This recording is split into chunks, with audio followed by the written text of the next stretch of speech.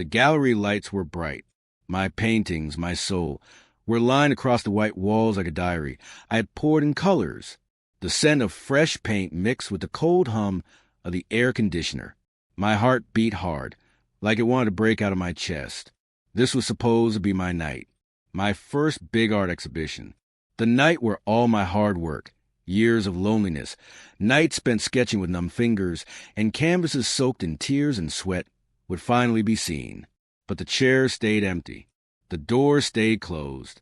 The only sound was the echo of my own footsteps as I walked around, pretending, just to myself, that people would arrive soon. My phone buzzed in my pocket. A message from Daniel. "Sorry, bro. Got caught up. Rain check." Another from Mike. "Can't make it. Something came up." And then silence. Dozens of invites. Dozens of reminders. And yet, no one came. Not even my so-called best friends. I stared at my masterpiece in the center of the room, a huge canvas titled The Betrayal. And for the first time, I felt it staring back at me, mocking me. That night, in that cold, empty gallery, something inside me broke. Something that would never come back the same again. And as I locked the gallery doors behind me, I made a silent promise. They would regret this. But before I tell you what I did, let me take you back. Because you need to understand who I am, where I came from, and why this exhibition meant everything to me. And trust me, you're going to want to hear every detail. Before I continue, don't forget, if you like stories filled with betrayal, suspense, and revenge that will grip your chest and not let go, make sure you like this, watch till the end, and subscribe so you don't miss what's coming next.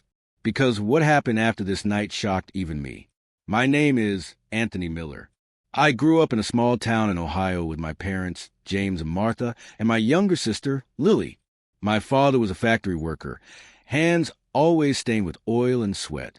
My mom stayed at home, always humming while folding laundry, always making sure dinner was ready before Dad got home. Lily was the sunshine of our family, always laughing, always drawing silly doodles on my notebooks. I was the quiet one, the dreamer, the boy who found peace in colors while other kids found joy in football or video games.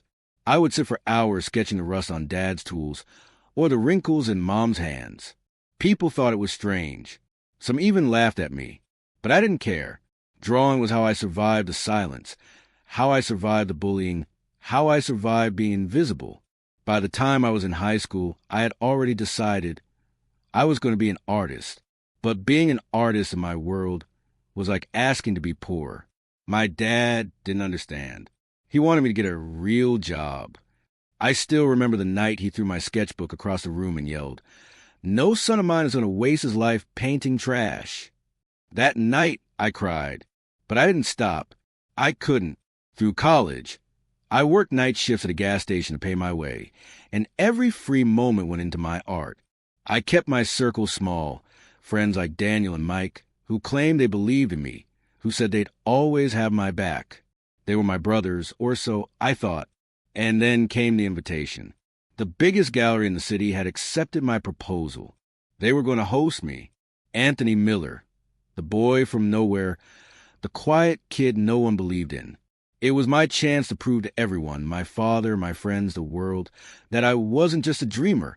The weeks before the exhibition, I barely slept. I painted until my hands bled. I created 21 pieces, each one telling a story of pain, hope, and struggle. I sent out invites to everyone I knew, my parents, my friends, even old professors. Everyone promised to be there. But the night came and the gallery stayed empty. And that emptiness wasn't just the absence of people. It was the sound of betrayal. It was the silence of voices I thought I could count on. I drove home that night with my canvases in the trunk, each one feeling heavier than bricks. My father's words rang in my head. Trash. Maybe he was right. Maybe I was just a fool chasing nothing. But then something happened. When I reached my apartment, there were police cars outside. Flashing red and blue lights painted the street like a crime scene. My heart pounded. For a moment, I thought maybe someone broke into my apartment. But when I got closer, an officer stopped me and asked for my name. "Anthony Miller?" he said. Yes, you're under arrest. You need to come with us. The world spun. My canvases still sat in the back of my car, unwrapped, unseen, and now completely meaningless. My first big exhibition had ended not just in betrayal, but in handcuffs. And that, my friend, was only the beginning. The metal of the handcuffs bit into my wrists. My legs felt weak as the officer pushed me toward the squad car. Neighbors peeked from their windows, their eyes wide, whispering. To them, I was no longer Anthony Miller, the artist. I was the suspect. Inside the car, the world blurred through the glass. My mind raced. What had I done? Why was this happening? At the station, under the harsh fluorescent lights, they took my fingerprints, my photo, and locked me in a cell that smelled of sweat and fear. Hours passed before anyone told me why I was there. Finally, a detective walked in. He was tall, with a cold stare, the kind that tried to peel your soul open. He sat across from me and slid a file on the table. Anthony Miller, he said slowly, you're being charged with art fraud and theft. My jaw dropped. What? That's insane. I've never stolen anything in my life. He opened the file. Inside were photos, paintings that looked like mine but tagged as stolen pieces from another artist. There were emails printed out, supposedly from me, trying to sell the stolen art. It felt like the air had been sucked from the room. My voice cracked. That's not me. Someone set me up. The detective just leaned back. We'll see what the court says. That night in jail was the longest of my life. I lay on the hard cot, staring at the ceiling, hearing the snores and curses of men I didn't know. My heart pounded. Who would do this to me? Who hated me enough to destroy everything I had worked for? And then it hit me, Daniel. He had access to my computer. He had joked once about how easy it would be to sell art online under someone else's name. At the time, I had laughed. Now, it didn't feel like a joke. The next morning, I stood in court. My parents were there, faces pale with shock. My father wouldn't even look at me. My mother cried quietly into her hands. And then I saw him, Daniel, sitting in the back row, a faint smirk on his face. Rage burned inside me. The prosecutor painted me as a greedy artist who, desperate for money, had stolen and resold other people's work. My lawyer argued that I had no history, no reason, no gain. But the evidence, the fake emails, the stolen paintings linked to my address, was stacked against me. When the judge announced that I would stand trial, I thought my knees would give out. My whole life, my dream, my reputation, it all hung by a thread. That night, back in my apartment on bail, I stared at my canvases. Every brushstroke felt tainted. Every color felt poisoned. My exhibition was supposed to be my rise. Instead, it had become my fall. But one thing was certain, I wasn't going down quietly. If Daniel thought he could ruin me, he hadn't seen the side of me that had been buried beneath years of rejection and silence. I started digging. I hacked into my old files, traced the fake emails, and pieced together clues. And what I found only made my blood run cold. There was a bank account in my name, except I had never opened it. Thousands of dollars had been wired into it. And the sender? An art dealer connected to Daniel. The betrayal cut deep, but it also lit a fire. Daniel had framed me. My so-called brother, the man I once trusted more than anyone, had sold me out. I knew then that this wasn't just about clearing my name. It was about revenge. The trial date drew closer. The media started calling me the fake artist. Reporters knocked on my parents' door. Lily stopped going to school because of the whispers. My father, for the first time, said the words I fear the most. Maybe you really did it. That broke me, but it also hardened me. If no one believed me, then I would make them believe, even if it meant tearing Daniel's life apart piece by piece. The night before my trial, I confronted Daniel outside a bar. He looked me in the eyes, smiling, and whispered, "Good luck in court, thief." I wanted to hit him, to break his smug face, but I held myself back because I realized destroying him in rage wouldn't be enough. I needed to destroy him in a way he'd never see coming. The next morning, as I stood in front of the judge, something happened that no one expected. The prosecutor called a surprise witness, and when she walked into the courtroom, my whole world tilted. It was Lily, my little sister, and she was about to testify against me. My chest tightened as I watched Lily step into the courtroom. My sweet little sister, the only one who ever believed in me, now stood on the opposite side.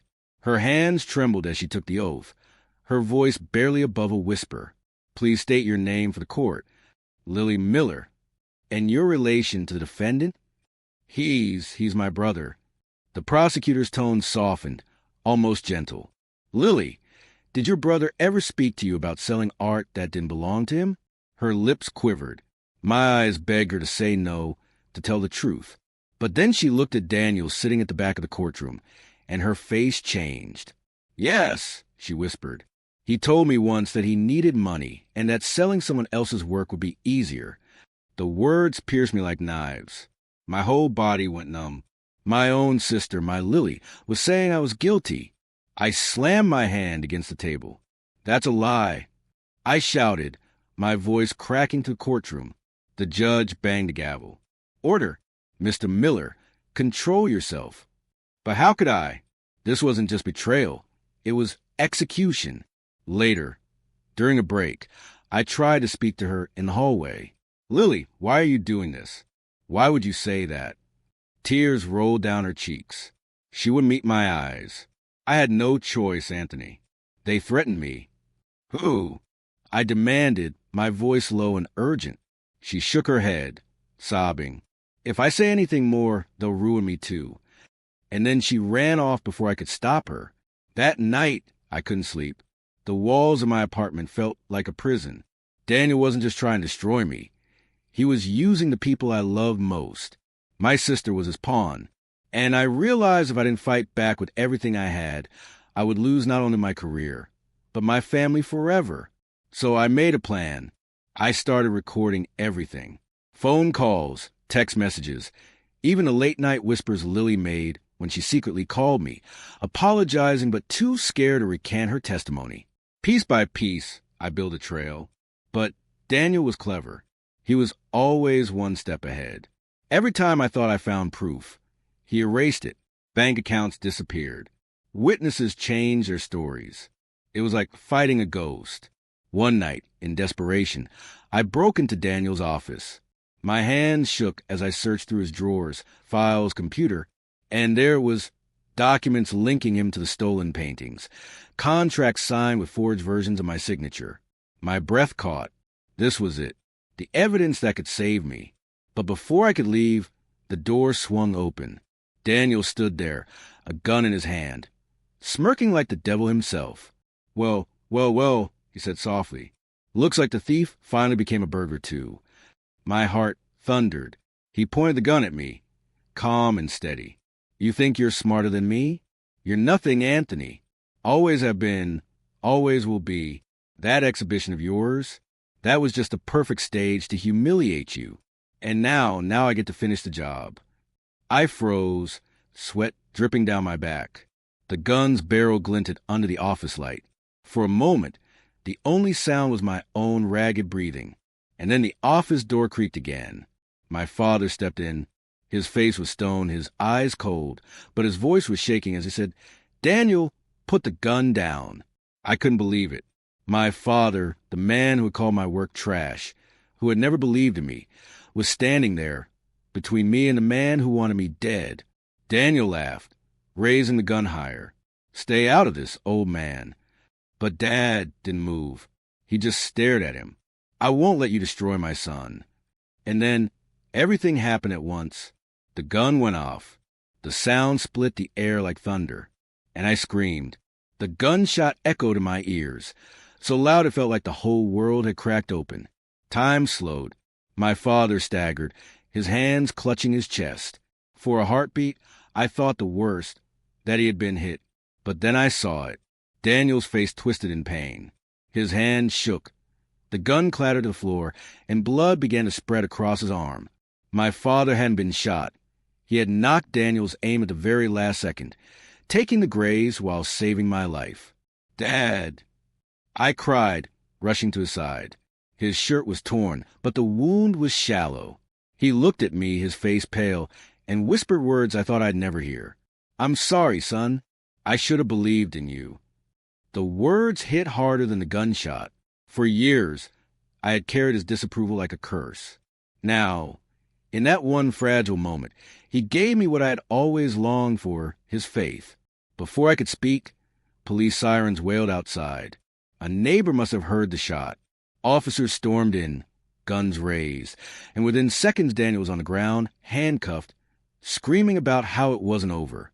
His eyes burned into me as they dragged him away, hatred dripping from every word. But for me, it was over. At least, the nightmare was. The trial shifted completely.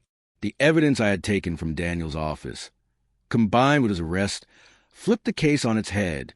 The jury didn't take long. The verdict was clear. I was innocent. Daniel was guilty. When the judge slammed the gavel, I felt the weight of chains lifting off my shoulders. The headlines changed overnight. No longer was I the fake artist. Now I was the framed artist who fought back. But the scars were there. Lily cried when she hugged me after the trial, apologizing over and over for testifying against me. He threatened me, Anthony. He said he'd ruin me if I didn't. I held her close. "It's not your fault, Lily. He's the one who ruined himself." My father never stopped apologizing. Every time he saw my paintings, his eyes softened in a way I had never seen before. "I see it now," he admitted one evening, his voice heavy. "Your art is not trash. It's your truth." And for the first time in my life, I believed he meant it. Months later, the same gallery that had once stood empty for me reached out again. But this time, the night of the exhibition, the room was full. People crowded around my work, whispering in awe, clapping, even asking to buy my pieces. My heart swelled, not because of the sales, but because the room wasn't empty anymore. As I stood in the center, my family beside me, I looked at the canvas I had painted after it all. Revenge in color. It wasn't about anger anymore. It was about survival, about proving that even when the world tried to destroy me, I could still rise. But deep down, I knew something else. Daniel's last words haunted me. It's not over. He was behind bars. But revenge never really ends, does it?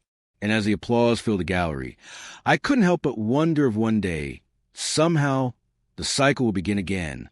Because betrayal leaves a scar, and scars don't fade.